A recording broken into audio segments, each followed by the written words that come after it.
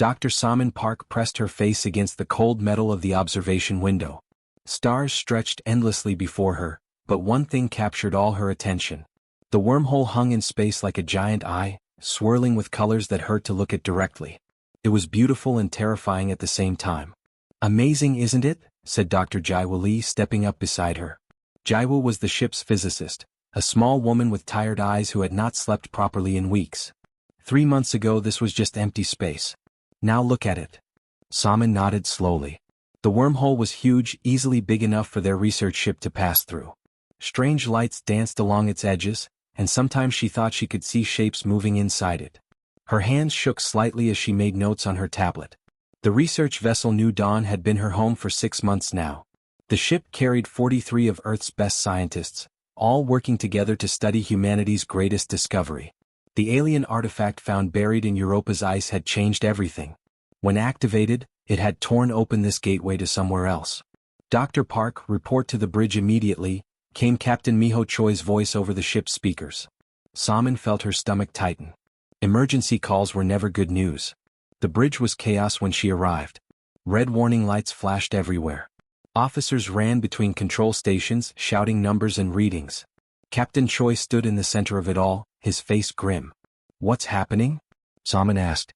"The wormhole is becoming unstable," replied Commander Taeho Kim, the captain's second in command.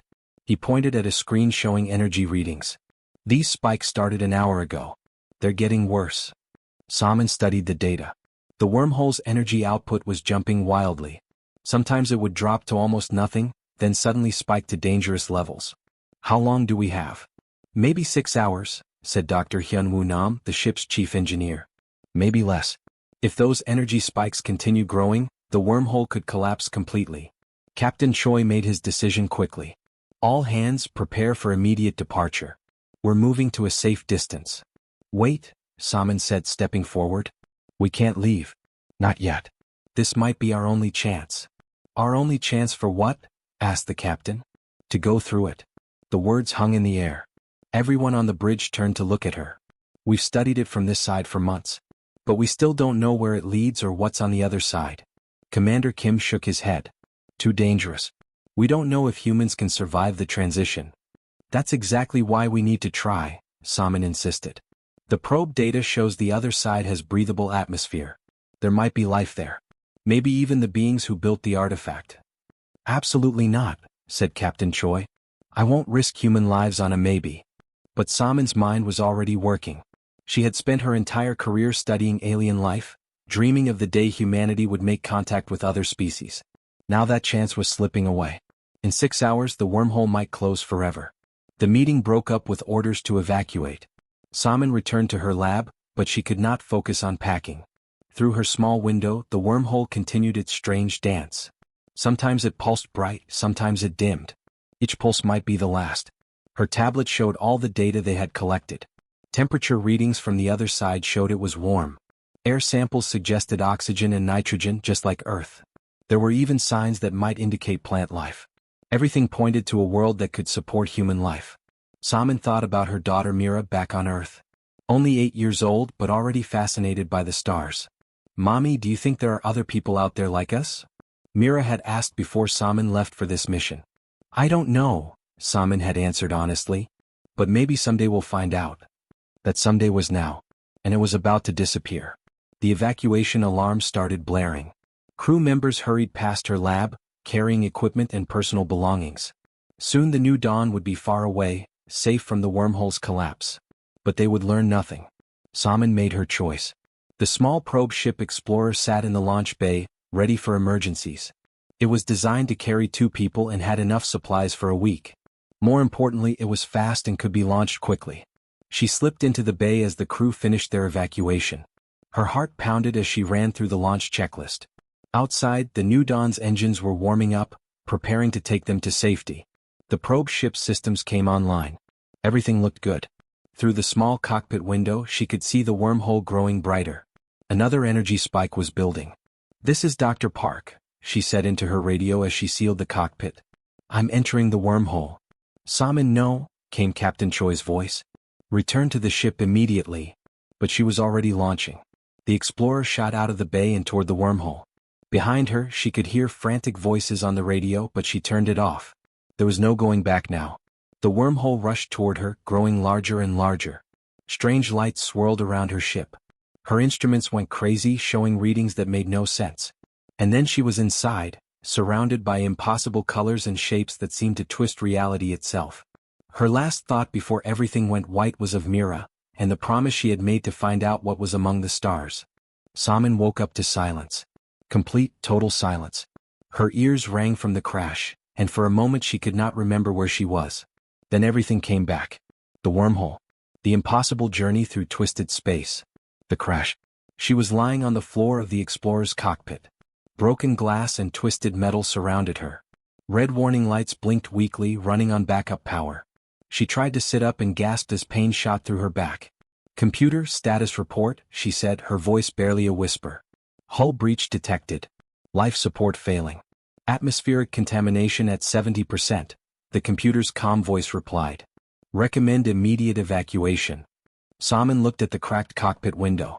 Outside was a world unlike anything she had ever seen. The sky was deep red, like blood mixed with orange paint. 2 moons hung low on the horizon, both purple and glowing with their own light. Strange plants that looked more like crystal towers grew everywhere, reaching toward the alien sky. She checked her suit's air supply. 4 hours left. Not enough time to repair the ship even if she could. But something was wrong. The air contamination alarm should have been screaming. Instead, it beeped quietly, almost politely. "Computer, what kind of contamination?" "Unknown atmospheric gases. Oxygen level at 18%. Nitrogen at 30%. Unknown elements at 52%. The readings made no sense. 18% oxygen was less than Earth, but still breathable. She had expected poison gas or acid that would kill her instantly. This was almost normal. Against every rule she had ever learned, Saman cracked open her helmet seal. Just a tiny bit. She breathed in slowly, ready to slam it shut if she felt any burning or pain. The air was warm and sweet, like flowers mixed with something metallic. It did not hurt. In fact, it felt good in her lungs, better than the recycled air in her suit. She opened the seal a little more. "This is impossible," she whispered. The readings said the atmosphere was toxic. But she could breathe. Not only breathe but breathe easily. She removed her helmet completely and took a deep breath. The alien air filled her lungs and seemed to spread through her whole body like warm water. That was when she noticed her hands. The skin on her palms looked different. Darker. Thicker. She held them up to the red light coming through the window and saw what looked like tiny scales forming along her fingers. "What the hell?" She touched her face. The skin there felt strange too, slightly rough where it had been smooth before. Saman forced herself to think like a scientist. Document everything. Record all changes. Find explanations. She activated her personal recorder and began to speak. "Dr. Saman Park, Day 1 on unknown planet. I have survived the crash, but the ship is beyond repair. The atmosphere appears breathable despite earlier readings suggesting toxicity. I am observing unusual changes to my skin that may indicate some kind of allergic reaction to local atmospheric conditions." But even as she spoke, she knew it was not an allergic reaction. The changes were too organized, too purposeful. And they were spreading. Over the next few hours, she watched in fascination and growing horror as her body began to transform. The scales on her hands grew larger and harder. They were not like fish scales but more like the plates on an insect's back. Her fingernails became thicker and pointed, almost like claws. The changes hurt. Not the sharp pain of injury but a deep ache that seemed to come from her bones. She could feel things moving under her skin, shifting and growing. When she looked in the broken mirror from her emergency kit, she barely recognized herself. Her eyes had changed color from brown to gold. Her hair was falling out in patches, replaced by what looked like thin, flexible spines. The skin on her face was becoming mottled with dark patches that felt hard as stone. "Day 2, she recorded, her voice already sounding different. "The atmospheric changes are accelerating. I believe the unknown elements in the air are causing rapid mutation at the cellular level. My body is adapting to survive in this environment, but the changes are extreme." She tried to stay scientific, but fear was growing inside her. What if the changes did not stop? What if she became something that was no longer human at all? On the 3rd day, new limbs began to sprout. It started as small bumps on her sides just below her ribs. At first she thought they were tumors or some kind of infection. But as the hours passed, they grew larger and began to take shape. By evening she could see that they were arms. Extra arms, growing from her torso like branches from a tree. The pain was incredible. She had no medicine, no way to stop it. All she could do was lie in the wreckage of her ship and record what was happening to her. Day 4. Additional limbs are developing. I estimate they will be fully formed within 24 hours. My original arms have grown longer and stronger. My vision has expanded, I can see colors that do not exist on Earth. It was true. The world around her was full of new colors that had no names. Purples that were not purple, greens that were not green. Her transformed eyes could see the energy flowing through the crystal plants, watch the dance of magnetic fields in the alien sky. But the most frightening change was happening to her mind. Sometimes she found herself thinking in patterns that felt alien, considering ideas that a human brain should not be able to understand. The atmosphere was not just changing her body. It was changing who she was. "I'm still me," she whispered to the recorder. "Whatever happens, I'm still me." But looking at her reflection in the broken glass, she was no longer sure that was true. By the 7th day, Salmon could barely recognize herself as human. Her 4 arms moved with strange grace, and her golden eyes could see heat patterns and electrical fields that painted the world in impossible colors. Her skin had become a dark shell that protected her from the harsh alien environment. She had been exploring the area around her crashed ship, learning to walk with her changed body. The crystal plants made musical sounds when the wind touched them, and strange insects with too many wings buzzed between them. It seemed like a peaceful world. Then she heard the singing. At first it sounded like wind through the crystals. But as she listened more carefully, she realized it was voices. Many voices, all singing the same wordless song. The melody was beautiful but somehow wrong, like a lullaby that hid something dark underneath. Salmon followed the sound across a field of blue grass that felt warm under her feet. The singing grew louder as she walked, and she began to feel something strange happening in her mind. The song was not just sound, it was trying to get inside her thoughts. "Join us," whispered a voice that was not quite a voice. "Become part of the whole. End your loneliness." She stopped walking. The voice was not coming through her ears. It was speaking directly into her brain. "You are damaged," the voice continued. "You think alone. This causes pain. We can fix you." "Who are you?" Salmon asked aloud. Her voice sounded harsh compared to the gentle singing. "We are one. We are many. We are the harmony that makes all things whole." Through the crystal trees ahead she saw them. At first she thought they were rocks or more crystal formations. But as she got closer she realized they were alive. Hundreds of creatures, each about the size of a human, but covered in smooth gray skin that looked like wet stone. They had no faces, just smooth heads with small holes where eyes and mouths might be. They were all moving together, swaying to the same rhythm. When one raised its arm, they all raised their arms. When one turned its head, they all turned. It was like watching a single creature with hundreds of bodies. "You are one who thinks alone," the voice said, and Salmon realized it was coming from all of them at once. "This is wrong. This causes suffering. Let us heal you." "I don't want to be healed," Salmon said, taking a step back. But the singing grew louder, and she felt something pressing against her mind. It felt like gentle hands trying to open a door she wanted to keep closed. "Your transformation was successful," the voice continued. "Your body has adapted to our world. Now your mind must adapt as well. Join the harmony. Think as we think. Feel what we feel. Know perfect peace." The pressure in her head grew stronger. Salmon could feel her thoughts becoming fuzzy, like she was falling asleep. Part of her wanted to give in. The loneliness of being trapped on this alien world was terrible. The idea of being part of something larger, of never being alone again, was tempting. But something deep inside her fought back. Her human stubbornness, perhaps. Or maybe it was the scientist in her that refused to stop questioning, stop thinking, stop being herself. "No," she said, and was surprised by how strong her voice sounded. "I won't join you." The singing stopped.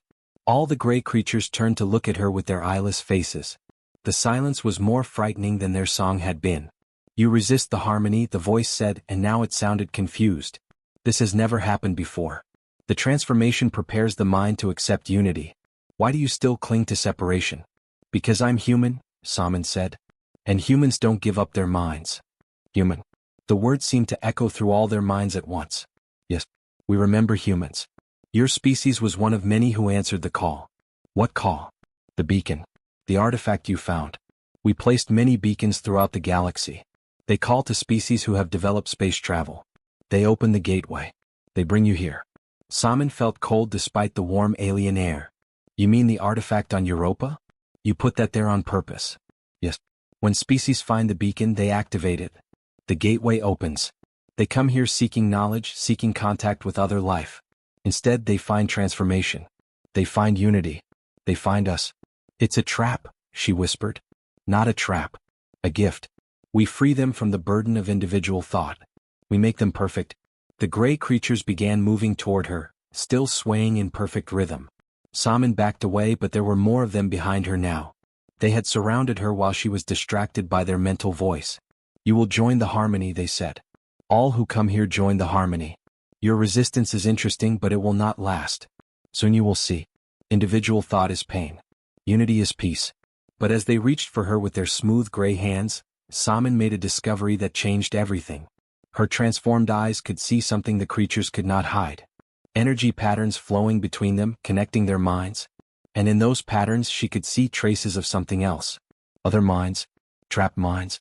The consciousness of dozens of different species, all pressed together into the single voice that called itself the harmony. They were still there, buried deep, crying silently for freedom. You're not one being, she said, her forearms ready to fight. You're a prison. You're holding all of them prisoner. The creatures stopped moving. For the first time, their perfect unity wavered. You see too much, they said. This makes you dangerous. Salmon smiled, and her changed face made it look fierce. Lady, you have no idea how dangerous I can be. The gray creatures moved closer, but Salmon was no longer afraid. Her transformed body felt strong and fast. More importantly, her changed mind could do something the creatures had never encountered before. She could touch their mental network without losing herself in it. As their smooth hands reached for her, Salmon did the unexpected. Instead of running, she grabbed the nearest creature and pressed her forehead against its eyeless face. The contact sent a shock through both of them. Suddenly she was inside their shared mind. It was like being in a vast library where all the books were screaming. Thousands of voices crashed together in a roar of forced unity. But Salmon's human consciousness stayed separate, protected by something the creatures could not understand or break. Impossible, came the shocked voice of the harmony. You maintain separation within the unity. This cannot be. Salmon pushed deeper into their mental network. She could see the structure now, how it worked. The gray creatures were not the real masters here. They were just the bodies. The true controller was something else, something ancient and cold that fed on absorbed minds. Get out, the harmony commanded, but Salmon was already moving through their thoughts like a virus in a computer system. She found them quickly. The trapped minds, pressed down and held silent by the weight of the collective. A blue-skinned being with 6 eyes. A creature made of living metal. Something that looked like a walking tree. Dozens of species, all reduced to whispers in the dark. Help us, they pleaded when they sensed her presence. Please help us remember who we were. I'm going to get you out, Salmon promised. She began to work, using her human creativity in ways the harmony could not predict. Instead of trying to break their mental chains by force, she did something much more dangerous. She reminded them of home.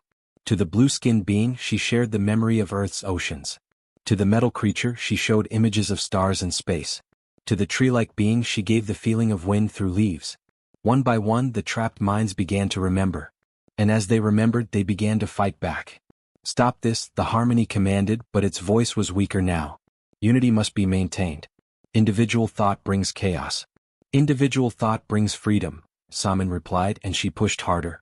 The gray creatures in the physical world began to stumble and shake. Their perfect unity was breaking apart as the minds inside them started to rebel. Some fell to their knees. Others began to tear at their own smooth skin. Salmon pulled her consciousness back to her own body and ran. Behind her, she could hear the sounds of the collective falling apart. But she knew this was just the beginning. Over the next few days, she learned to move between the physical world and the mental network at will. Her transformed body was the key. The creatures had changed her to make her compatible with their system, but they had never encountered a mind that could resist absorption. She became a ghost in their network, appearing and disappearing before they could catch her. Each time she made contact, she freed more trapped minds. And each freed mind made the collective weaker. The blue-skinned being was the first to break free completely. Its body was one of the gray creatures, but suddenly its personality came flooding back. I am Keeper Voss of the Fourth Deep, it said, its voice strange coming from the eyeless gray form. I remember now. My people, my world. They took it all from me. Can you help the others? Salmon asked. Yes. Now that I remember how to think alone, I can teach them. Soon they had a small group of freed minds. Each one was trapped in a gray body, but their personalities were their own again. They worked together to free others and the resistance grew. But the real discovery came when Saman pushed deeper into the network's core systems. There she found the Harmony's true purpose. It was not content to simply absorb the minds that came to this world. It had bigger plans. They're building something, she told the resistance group. Ships, weapons, an invasion fleet. The metal being, who remembered being called Unit Prime, made a grinding sound that might have been anger. They plan to use our knowledge against our home worlds. Worse than that, Saman said. They've been collecting biological data from every species they absorb. They know our weaknesses, our strengths, everything.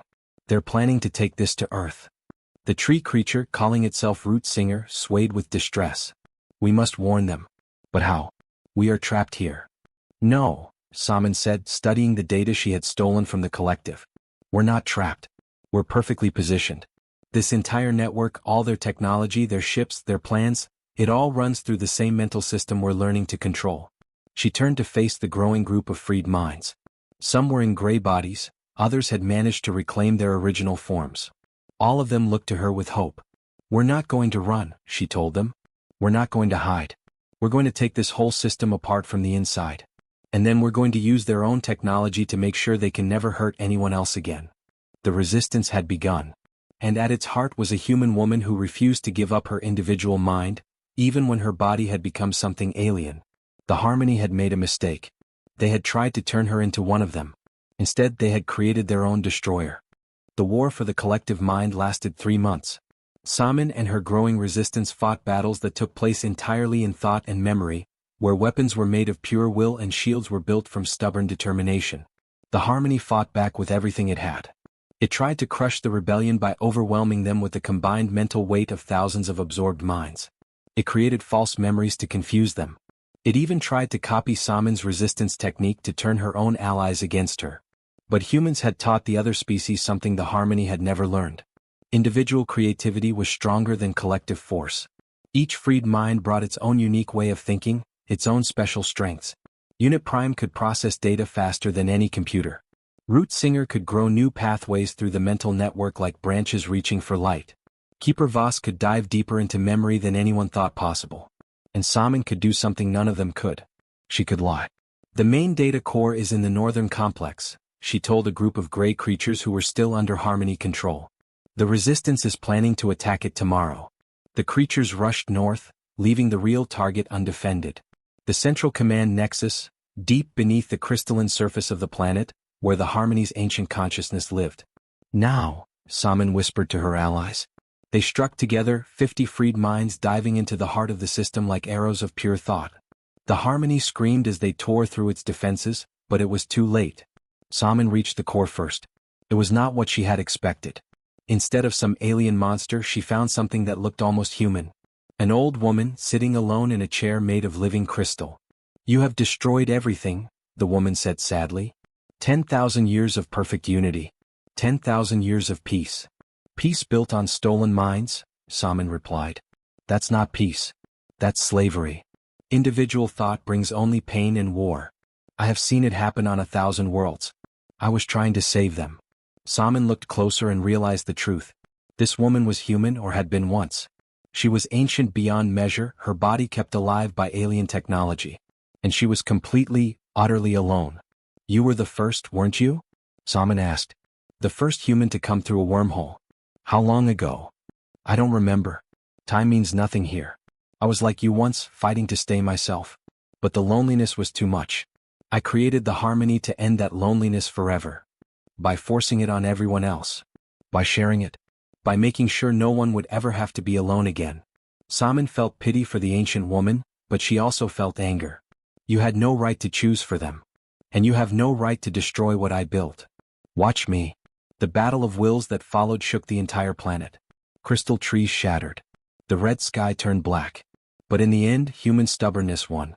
Saman's mind, strengthened by her transformed body and supported by dozens of allies, overwhelmed the ancient consciousness. The Harmony died with a sound like breaking glass. Across the planet, thousands of gray creatures collapsed as the network that controlled them finally shut down. But instead of dying, they began to change. Their smooth gray skin cracked open like eggs, and from inside emerged the true forms of all the species that had been trapped for so long. "We're free," whispered Keeper Voss, now back in its blue-skinned body. "After so many years, we're finally free." But freedom brought new problems. The planet was dying without the harmony to maintain it. The artificial atmosphere was breaking down. The crystal forests were crumbling. And in the deepest vaults, Saman found the invasion fleet the Harmony had been building. Hundreds of ships, each one designed using knowledge stolen from absorbed species. Weapons that could destroy planets. Biological weapons designed specifically to target Earth's human population. "We have to go home," said Unit Prime. "Warn our peoples. Tell them what we learned here." "The wormhole is still active," Root Singer added. "We could all return." But Saman was studying the ships and the data cores filled with information about Earth's defenses. She made her decision quickly. "You go," she told them. "All of you. Go home to your families, your worlds. Tell them what happened here. But I'm staying." "Why?" asked Keeper Voss. Saman gestured at the invasion fleet. "Because someone needs to make sure this never happens again. The Harmony might be dead, but its technology is still here. Someone else might find it, use it. And there might be other collectives out there, other threats we don't know about yet." She began activating the ship's systems, learning to control technology that was part machine, part living organism. Her transformed body and expanded mind made it possible. "I'm going to turn this into an early warning network. A shield around Earth and all our worlds. And if anything threatens humanity again, I'll be ready." The others wanted to stay and help, but she convinced them to go. Their families needed to know they were alive. Their governments needed to be warned. As the last of them disappeared through the wormhole, Saman stood alone on the bridge of what had once been an invasion ship. She activated the communication systems and sent a single message back to Earth. "This is Dr. Saman Park. I'm alive, but I'm not coming home. I found something out here that Earth needs to know about. I'm sending all the data now. The woman who went through the wormhole isn't human anymore, but she's more human than ever. Earth will be protected. This I promise." She closed the channel and looked out at the stars. Somewhere among them was Earth, where her daughter Mira was growing up. Mira would be older now, maybe old enough to understand that sometimes people had to make hard choices. Around her, the ships of the dead Harmony came online under her control. She was no longer Dr. Saman Park. She was something new, something unique. A guardian standing watch in the darkness between stars. And if anything threatened humanity again, it would have to go through her first.